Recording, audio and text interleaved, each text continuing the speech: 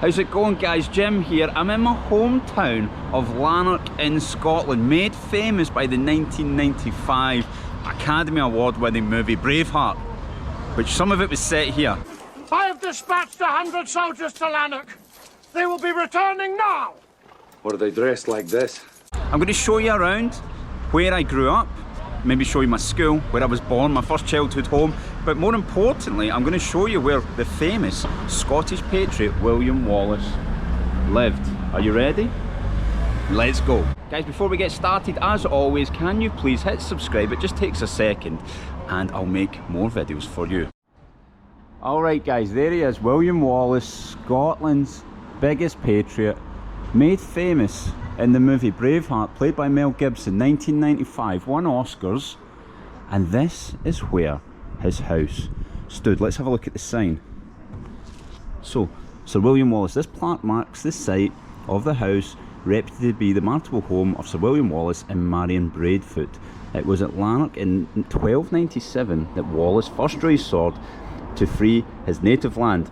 He was captured and cruelly executed at Smithfield, London on the 23rd of August 1305. So, we're talking about the execution. That's that famous scene in the movie Braveheart where he shouts freedom. Maybe I'll cut it in now.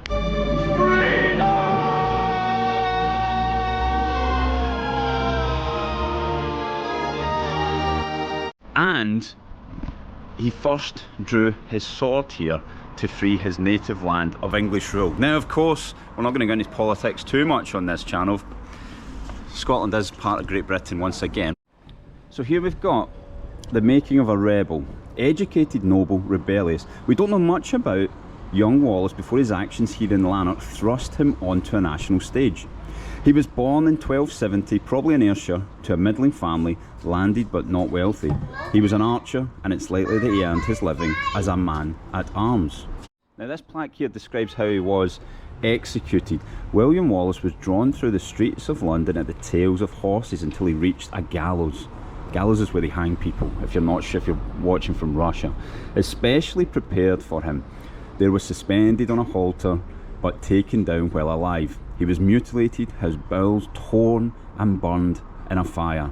His head then cut off, his body divided into four, and his quarters transmitted to four principal parts of Scotland.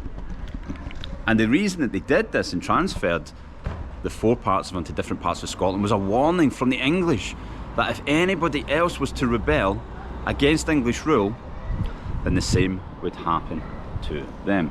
Now check it out, look at this is the very centre of Lanark, and we have a statue here of William Wallace on the church facing all the way up the main street, which we call High Street.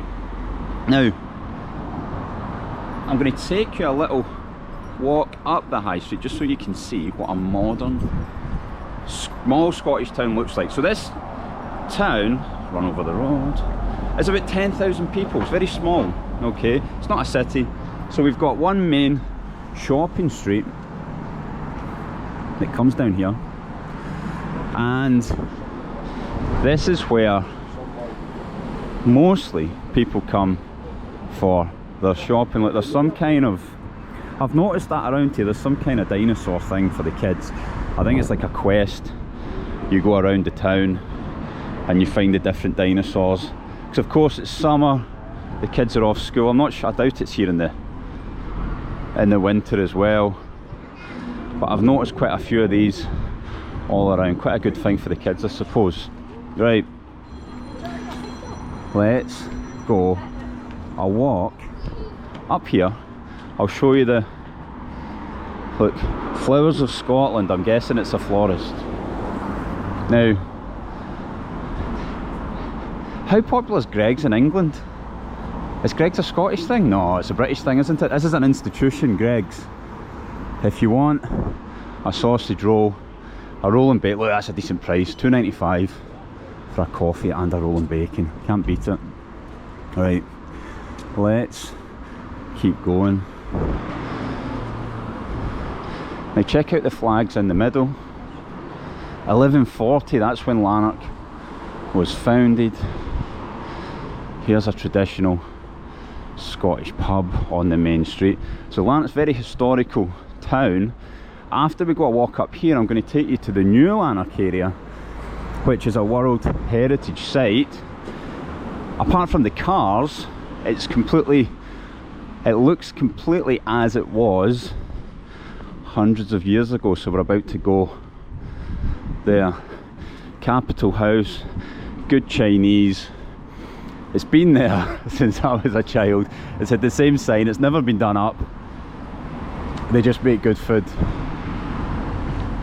Spa, that used to be John Menzies. Scottish people remember that, John Menzies. It was like stationery, but when you did your paper round when you were a teenager, you got your money, you could go in there and buy a CD, a whole week's paper round, just to buy one CD. You kids don't know how good you've got it. Kingdom Hall of Jehovah's Witnesses. Another one of those. Jehovah's Witnesses, do you have them? Is that just a British thing? The Americans watching, do you guys have them as well? I think it used to be here because that says it's the Hall of... That one's for sale, so they must be selling that one. Where are they getting their money from? That's what I want to know. Right. So this is basically the main shopping street behind me. As you can see, people do live on these streets. There are flats in these buildings, but I wouldn't imagine it's a particularly good place to live. Straight on here. Right, so I'm going to go down, grab the car, and we're going to move on, show you a few more things. Stay with me. Right guys, I'm going to just give you a few more facts about William Wallace's connection to Lanark as we walk around the block. So William Wallace's connection to Lanark centres around the killing of English Sheriff of Lanark, William Hazelrigg, in May 1297, which is considered to be a pivotal event in the Scottish Wars of Independence. This act, along with the actions of Lanark, is seen as the beginning of Wallace's rebellion against English rule. Alright guys, I've brought you to New Lanark, the New Lanark area of Lanark. It's basically a village attached to Lanark, and it's a World Heritage Site. And I'm going to tell you a little bit more about it in a second. Check out the... I guess people that aren't from the UK don't really see phone boxes like this. This is what phone boxes used to look like. Does this one still work? Check it out. Still works, smells a bit, let's get out of here. But phone boxes usually do. Now, check out New Lanark, the World Heritage Site. Alright guys, let's take a little walk around New Lanark. Now, New Lanark's a restored 18th century cotton mill. It's a village attached to Lanark. Now check out these. A lot of these are sort of tourist attractions, but actually there's quite a lot of people still live here. Obviously you can tell by the cars people live here, but other than that, other than the cars, everything else, because it's a World Heritage Site, everything has to be kept the same. So what is New Lanark? What is the purpose of it? Now let's take a walk and I'll tell you. Now, it's a World Heritage Site renowned for its unique history as a model industrial community focused on social welfare and education under the management of Robert Owen. So basically what it was, it's a cotton mill here, and rather than just have all the workers commute and have the children out of school very, very young to work in the cotton mills, what they did was they set up a full community around the cotton mill. So of course the houses that you can see behind us, but there would be schools, there would be basically everything that a community would need to function. So guys, let's check it out. So it's founded in 1785 by David Dale and Richard Arkwright. New Lanark became a major cotton spinning village, but it was under the management of Robert Owen in the 18th and 19th centuries that the village became known for its innovative social programs, including decent housing, fair wages, free healthcare, and a pioneering education system for workers and their families. Now, the reason it was built here, because it is on the River Clyde, which runs, of course, from the ocean all the way through Glasgow But check it out. Check out the views from here.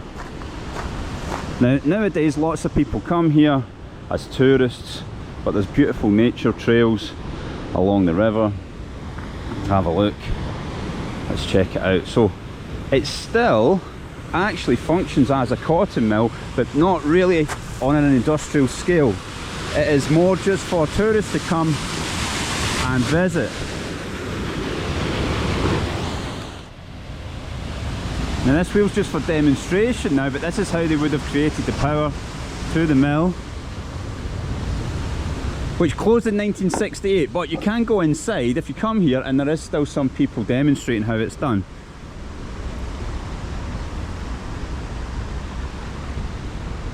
Let's take a walk along here, see what we can see.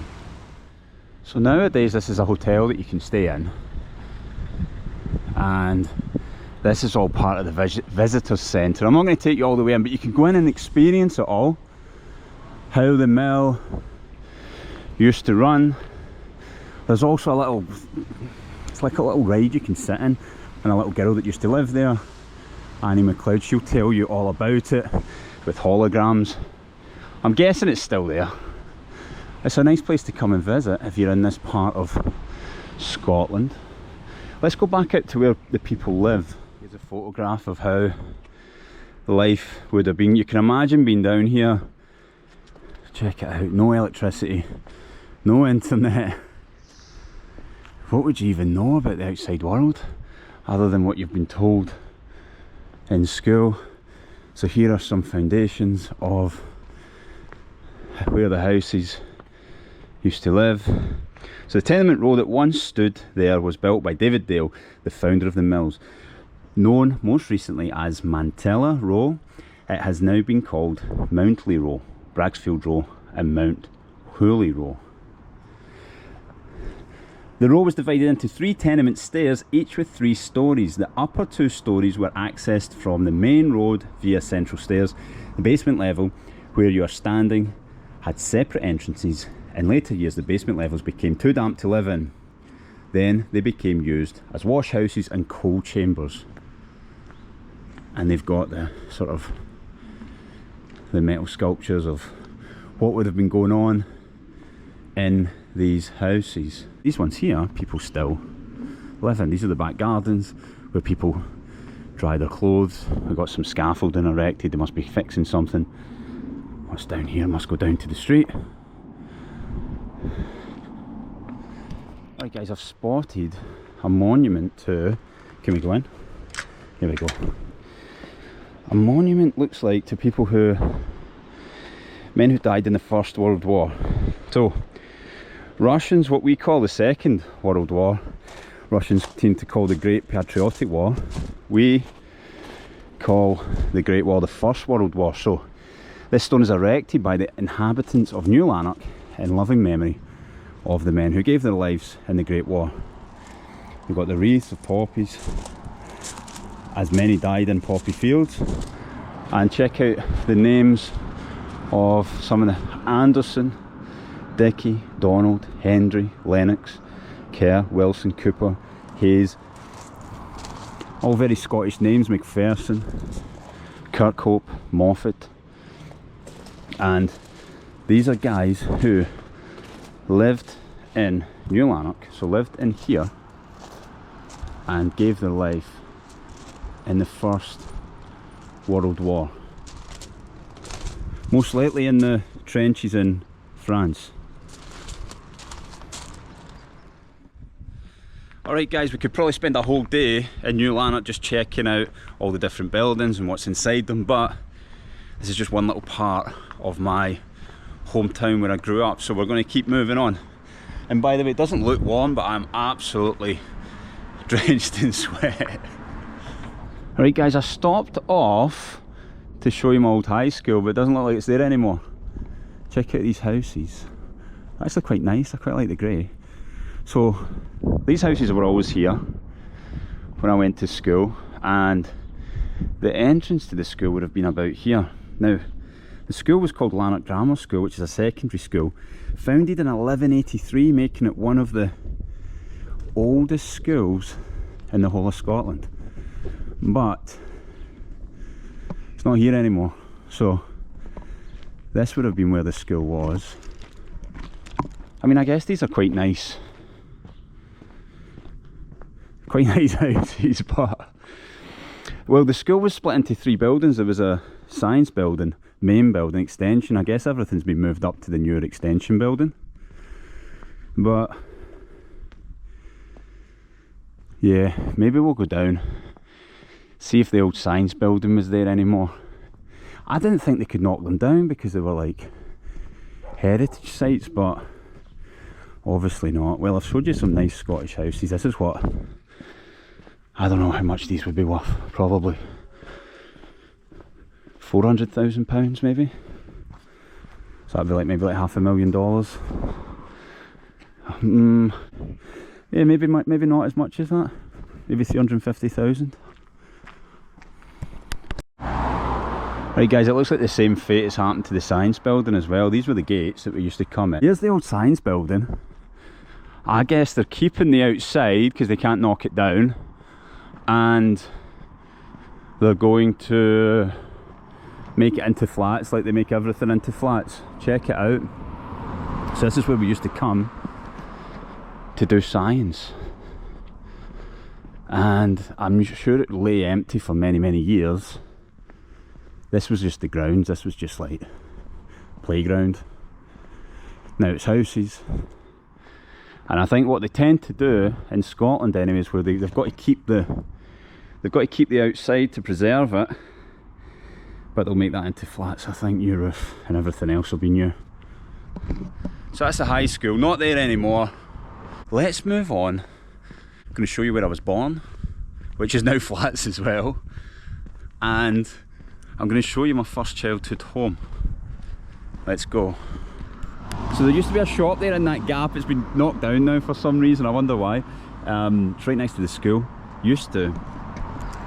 Yeah, the guy would literally sell you anything when you were like 12 or 13. Cigarettes, fireworks, not a problem. The good old days. Now guys, check this out. This used to be, none of these houses used to be here, okay? This used to be called the William Smiley Hospital, I think. This is the hospital that I was born in. Now it's just, people just live in it as flats, I think, but I think up until the 90s probably, any babies born in Lanark were born in this building here. It's actually quite small. And all of this was just fields, I think. There was nothing else here. None of these houses were here. But that's where I was born. Okay, we've got one more place to show you. Check this out. What are these? Little apples. Got one more place to show you. Let's go. Alright, so this was my first childhood home. This little block of flats here. I think it was that one with I think it was the middle balcony, and it consisted of 2 floors, and I think it was probably 2 bedrooms. And it's looking a bit tired now. Let's go have a look around. Can we still get around? Can we still get inside? You used to be able, it didn't have a security door from what I remember. It was just like stone steps you could just walk up. Should we go check it out? I thought yeah, there's an actual security door now. This used to be sloped, and then check it out. I could do a lick of paint, couldn't it? I've not been round here since, I think I moved away when I was about 4 maybe. Check it out, it'd been one of those ones up there. This part seemed a lot bigger before. Yeah, so this was where I stayed, very first home. And across here, across the road, this was my grand's house that I went to every weekend throughout my whole childhood, which is that one up the top. So these are like the front door, that brown door, that was her door. It's the exact same door, it's never been changed. You go straight in the door and go straight upstairs, and then the bit round the side is a different flat that goes underneath, so it's like there's two flats on each side, top and bottom, and yeah, it looks pretty much the same, apart from it's had a bit of a lick of paint. But round the back, you went down the back of the garden, you were just in the woods, and I suppose, yeah, it was a pretty good place to be on the weekends, walking about in the woods, which we called the avenue, which basically means the woods. Alright guys, we drove past one other place that I want to show you that I forgot that my gran used to take me to. In fact, look, this is how we used to get in, look. Still got this passageway. Check it out. So you're in the woods. But let's go down. I want to show you the Caravan Park where people still live. Make sure I don't get run down.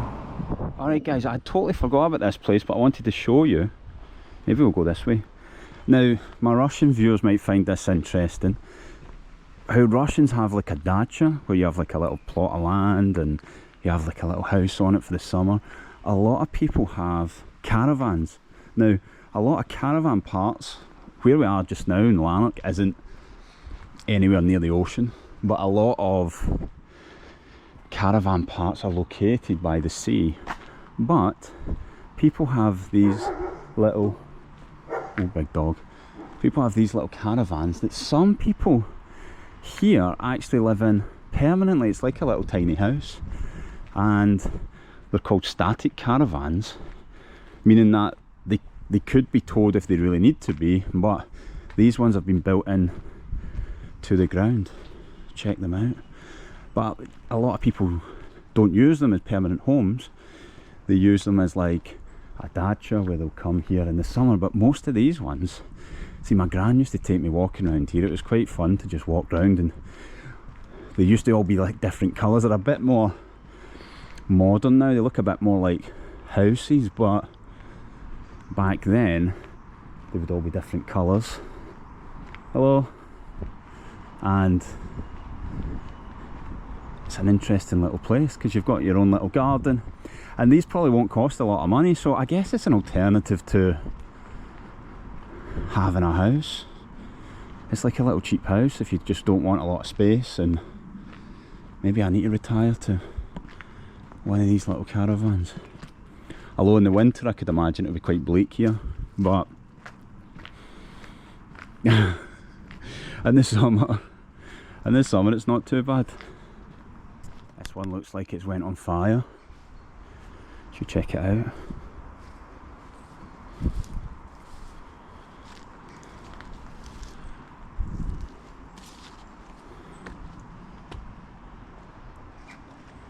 I wonder what happened.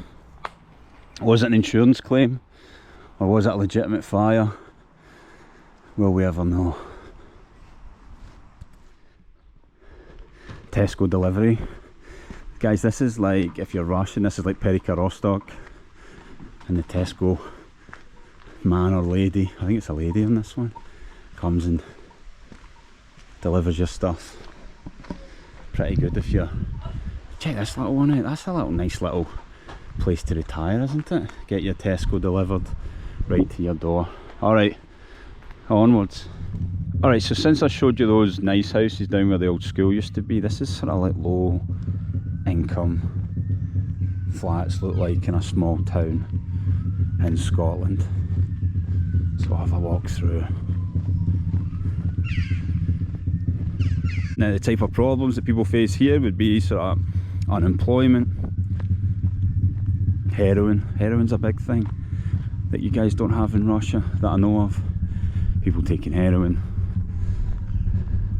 and just all your sort of normal other problems, just low income, alcohol, that sort of thing. But there's probably a lot of good people that live here as well, but I just wanted to give you a view of what it looks like. I mean, it's not that bad, don't get me wrong, I wouldn't want to live here, but it's not that bad.